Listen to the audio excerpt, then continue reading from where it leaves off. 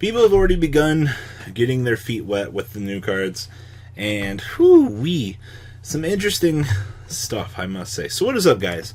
I'm Converter here. Italian Yugioh posted a new format list. Wanted to go through, and we're actually going to talk about all of them. So you're going to have a lot to look forward to over, well, the next course of time, which means probably 4 videos for the time being. So hope that enlightens you and warms your heart a little bit. Now, for those of you that don't know, Sekka BA has been this combo deck that came off of Europe, what was it, a couple of months back, and ended up doing very well at YCS. A lot of people kind of started looking to Rescue Cat as kind of a means to kind of explore the deck. People are like, oh, hey, Rescue Cat opens up potential plays. And it's all because of a little card called Gallus. Being able to make those level 3 plays was pretty cool, right? Now, other variants of this deck have kind of come out of the woodwork. I think the original concept was playing, what was it, Naturia Beast. It was another means to kind of stop your opponent from trying to advance their overall game state, using Beast to negate things. Now, this build is not playing that. It is 100% optional for you if you want to explore that. Now, the newest wave of support actually came indirectly for BA in the form of Danger Tsuchinoko. Being able to reveal it and basically have the guy come out literally no matter what happens as another level 3 for you to be able to make our Lord and Savior Dante with was pretty cool. Now, the concept of Danger BA kind of incorporates different aspects of things. Discarding cards from your opponent's hand, you discarding cards from your hand to trigger these Burning Abyss effects, to kind of capitalize and take advantage of that, all nicely wrapped up in a 37 card monster deck. Was pretty cute. Am I right, or am I right? And I think a lot of people, once again, they look at this deck, they're like, oh, I can't afford Danger. I understand that, but you have to understand, the Danger engine only makes your deck all the better. It's cards like this that make the tempo, make the plays, make things viable, honestly. And I think having more resources available to a Burning Abyss player just makes life all the more important. You can argue about ratios, you can do whatever you want with the deck, but at the end of the day, support cards like this are what make BA still being able to be played in the year 2018. I thought we would be over this deck by this stage in time, but for some goddamn reason, BA still continues to stick around and haunt us for what it's worth. So, without further ado, I guess we're going to lead ourselves off with Burning Abyss Danger BA, for those of you that really like this deck. So, playing 3 copies of Ash Blossom, I honestly think you need this. I'm sorry if you can't afford them, but still, Ash Blossom's forehead protects the format. She's still incredibly powerful. People need to understand that you need her. Now, this deck is playing 1 copy of Barbar. I've seen people trying to not play Barbar, but you are only playing yourself if you're not playing Barbar. Unfortunately, he's still Barbar, but yeah, you have to play him. 1 copy of Alich, just another additional name. Being able to bounce back a set card is pretty important. 1 copy of Seer. Sucks this card's still restricted in our current game, but reviving from the graveyard definitely comes up. Now, we're playing 2 of Dangers, of Danger Bigfoot, and 2 copies of Nessie. Honestly, being able to destroy a monster on the field is whatever, but the surging off Nessie is honestly a little bit more valuable. Getting to those key level 3s, that's honestly what this deck is about. Now, as you see, we have no Chupacabra in here whatsoever. Now, this deck is also playing 3 copies of Jackalope. Now, Jackalope, being able to special summon a Danger from the deck, you can go special summon Sneck or special summon whatever other level 3 you need. The important thing is this deck is continuously exploring new level 3 routes to give you access to new things, and I definitely like that about this deck. Level 3 spam.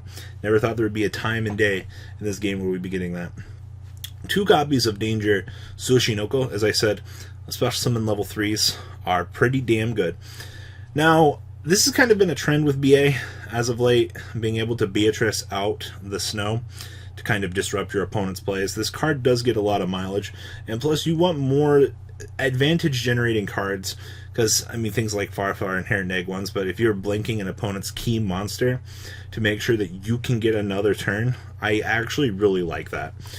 Then, of course, 3 copies of Mr. Fiendish Rhino. What Fiend deck would it be if we just weren't playing this card, making sure that our BA cards can go off? Thank you, Korean exclusive cards, for being what you are. Like, I gotta give it to you guys. You made one hell of an exclusive a long time ago. Now, this deck's playing Gallus. Now, with the heavy monster beat theory, you should be able to resolve this and not get dunked on. Just additional burn damage to your opponent. I think a lot of people need to understand that being able to get that additional 800 off where it counts definitely can seal a lot of games. I definitely like that about this card. It can definitely come out of nowhere and just steal a game. Like, thank you, time procedure or end of match procedures. 3 copies of Ghost Ogre. Your hand traps are just Ghost Ogre Ash Blossoms, so no real change needed here. 1 copy of Graph, thank you, restriction list. And then 1 copy of Limbic, being able to splash summon the level 3 Dark from your hand. But once again, you got to play those integral combo pieces to make sure that your deck can fundamentally go. Now, like I said, this is a no-brainer. People are using Cat to be able to capitalize on kind of what Gallus gives you. You can try the Elephant build if you want to try to incorporate it back in here. This is just more or less an example for the things that you can do. I do think that Cat is very good. I think Cat with Gallus is actually pretty good. So, for the most part, you're just using this as another combo means to make Dante. If your opponent Ash Blossoms it, well, congratulations. You got inherent value. Of course, 3 copies of Skarm.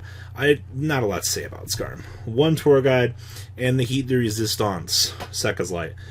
The multi-functioning power of this card is absurd in the current format. Being able to tutor out something from your hand that you don't want to see. I think a lot of people kind of forget that this card has that potential. It's just not one of those turbo draw cards. Thank you, Sekka's Light, for being the reason BA is still relevant in today's day and age. Now, the extra deck down here is pretty standard for what I would expect. Obviously, you have Cherry's targets lined up because of the side deck. But, of course, we have 1 Pilgrim, 1 Beatrice. One of the cool things about this deck is Beatrice herself is still a combo monster. Stone King Darius has been here for the longest time. His effect's not bad. Detach 1, target 1 dark contract you control. If you do draw, okay, cool, we don't care about that. If this card battles opponent's monster, during damage calculation, detach material, make this card unable to be destroyed by battle, destroy the monster battled, ping your opponent for 500. That 500 damage actually can kind of come up and disrupt games. Of course, 2 Dantes. Beatrice is still limited here, and you're not truly looking to mill your deck the hell out. I think people kind of have that mentality. It's like, oh, I need to play 3 Dante. No, you don't. You can very well get away with 2, and this deck proves it. So, do keep that in mind.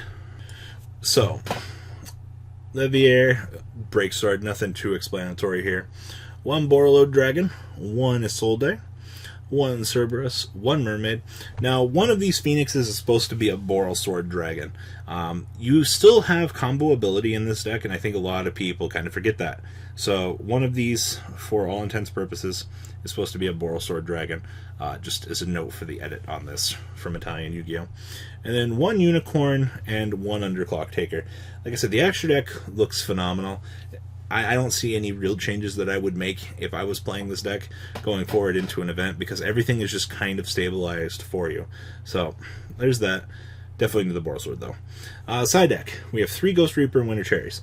Now, for those of you that do not know, Reaper has been picking up so much play. I don't know if you've been living under a rock or if you've just missed something. But in this current day and age, you need Reaper. A lot of people are just maining their Cherries targets because they can afford the 1 or 2 random extra deck slots to make things viable. So, Cherries, just revealing on the Assault, just so devastating for players. 3 copies of Vanity's Fiend. This card has always just kind of been there. If the situation arises that your opponent can out it, that's just a yikes from me. There's nothing you can really do about it. But the good thing is you have essentially your whole deck is a special summon nightmare. So you being able to open this in any of your 1,000 combo starters, you should literally be fine. The deck plays 3 copies of Sarvis. Being able to negate your opponent's targeting effects is so good in this day and age. And then, of course, 3 Twin Twister, 3 Evenly Matched, wrapping this up. So, guys, what do you think about this deck? I think BA in combination with Danger is probably going to be one of the cooler things coming forward out of Soul Fusion. I definitely think that players are going to complain about this about as much as they complain about other things. So please leave a comment down below, tell me what you guys think, and I'm out, guys. Peace. The ride never ends, guys. Make sure you enable those notifications to get the latest videos that are being posted on this channel. Make sure you guys check out VanCole40 for my Cardfight Vanguard channel. And join me and House of Champions on the Zodiac Duelist TV Twitch stream. We'll be interacting with our audiences. And please check out No Limit Gaming and LGTCG.com for the cheapest trading cards on the market. Thanks for watching, guys, and please have a good day.